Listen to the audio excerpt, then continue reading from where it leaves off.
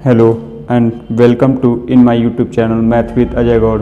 दोस्तों, अभी हम लोग 2.0 सीरीज का 7 पार्ट पढ़ चुके हैं। अब हम लोग इसमें 8वां पार्ट पढ़ेंगे और इसमें भी हम लोग पढ़ेंगे परसेंटेज के सवाल को।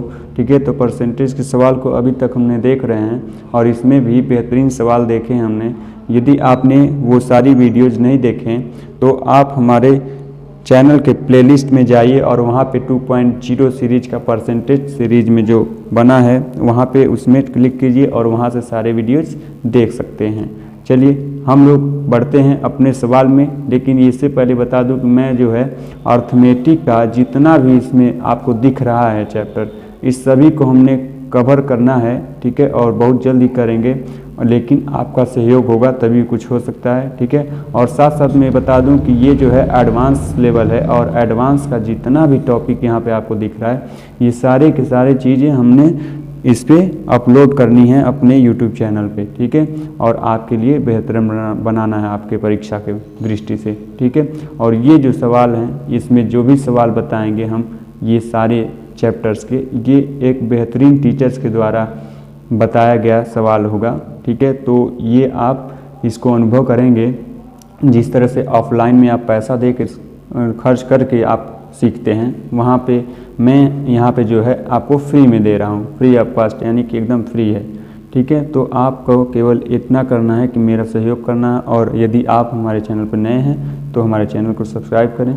चलिए, ये जो है यूजफुल है SSC, CGL, CHSL, CPO, CDS, MTS, UPSC और अन्य जो भी वन डे कॉम्पिटिटिव एग्जाम्स हैं उन सारे के लिए ये जो है यूजफुल है। ठीक है, चलिए बढ़ते हैं अपने टॉपिक की ओर। तो आप हमें सोशल मीडिया के माध्यम से भी फॉलो कर सकते हैं। तो चलिए अपने सवाल को देखते हैं। यहाँ पे जो है आपके सामने पहला सवाल रहा और इस सवाल में जो है लिखा है when income of a man increase by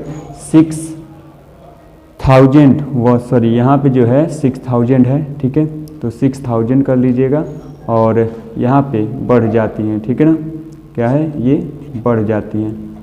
तो का आयकर की जो दर है वो 18% से घटकर 15% रह जाता है। ठीक, जब दोनों ही परिस्थितियों में 25% आय जो है कर मुक्त है तथा दोनों ही परिस्थितियों में समान कर चुकाता है तो उसकी प्रारंभिक आय जो है वो ज्ञात करना है हमको।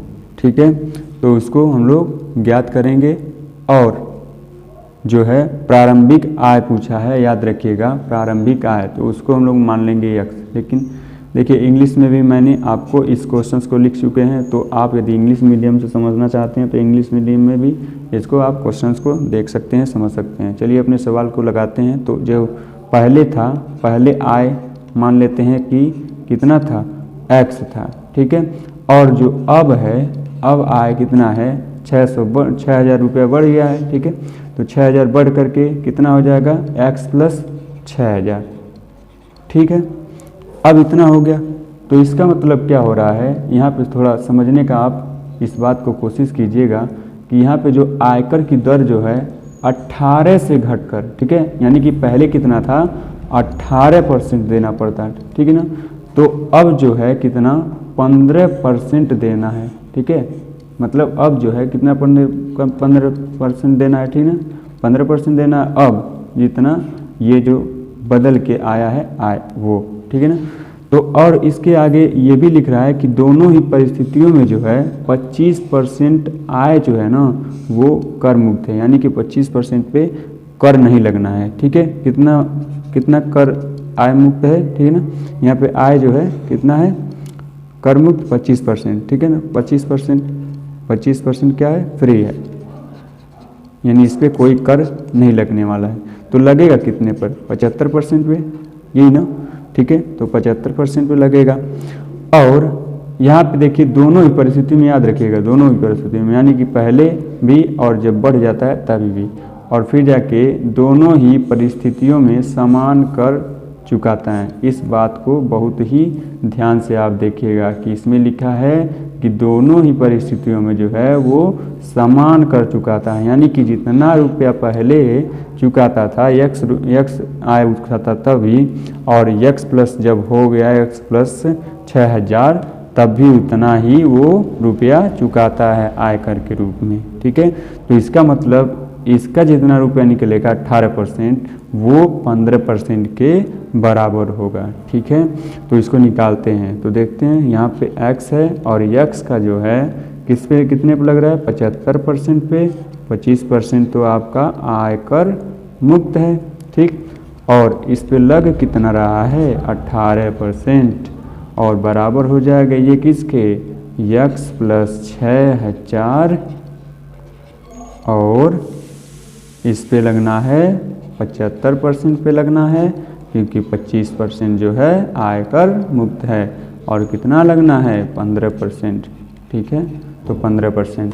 देखिए इसको हम लोग दो विधियों से देखने वाले हैं। अभी ये जो है थोड़ा सा बड़ा होगा लेकिन इसके बाद हमने बताना है ट्रिक और उससे हम आप जो है बेहतरीन तरीके से करेंगे और जल्दी से कर पाएंगे। ठीक है, तो पहले इसको देखते हैं ताकि बेसिक मजबूत हो जाए हमारा इस बात को समझने में। ठीक है, तो ये देखिए कितना रुपया दिया, इतना रुपया पहले।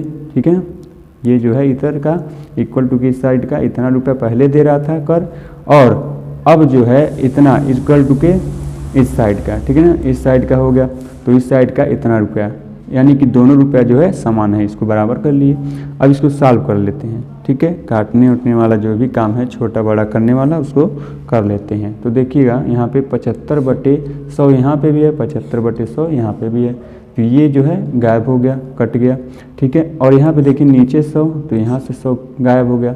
और फिर जाके यहाँ पे देखिएगा 3 छके 18 और 3 पचे 15, तो इसको सॉल्व करते हैं तो 6x हो जाएगा और बराबर क्या आएगा यहाँ पे देखिएगा x प्लस 6000 में गुणा करना है 5 से, तो यहाँ पे आ जाएगा 5x और प्लस 6000 का गुणा करेंगे 5 में तो 6 पचे 30 यानी कि 30,000 हो जाएगा।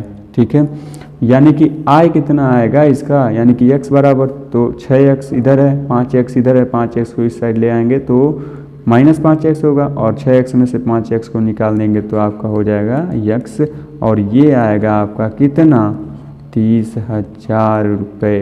ठीक है, यानी कि उस आदमी का आय कितना था पहले 30,000 रुपये था, जो 6,000 बढ़ा और 6,000 बढ़ते ही उसका जो 18% दे रहा था अब वो 15% रह गया। ठीक है, तो चलिए ये था आपका थोड़ा सा बड़ा, लेकिन अब हम लोग देखेंगे इसको ट्रिक के द्वारा। ठीक है, तो ट्रिक से भी देख लेते हैं कि किस तरह से इसको करते हैं।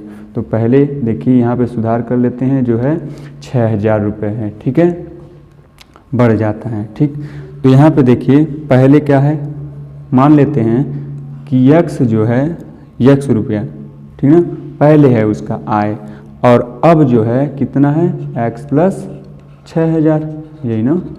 अब देखिए इसमें क्या कहा था कि जो 18% लग रहा था, पहले कर कितना लग रहा था 18, और अब जो है यही रुपया कितना परसेंट बन गया 15%। ठीक है, यानी कि यदि बढ़ा नहीं होता, ठीक है, रुपया नहीं बढ़ा होता 6,000 तो हमको कितना परसेंट देना पड़ता, 3% देना पड़ता ज़्यादा, है कि नहीं, तो 3% ज़्यादा देना पड़ता।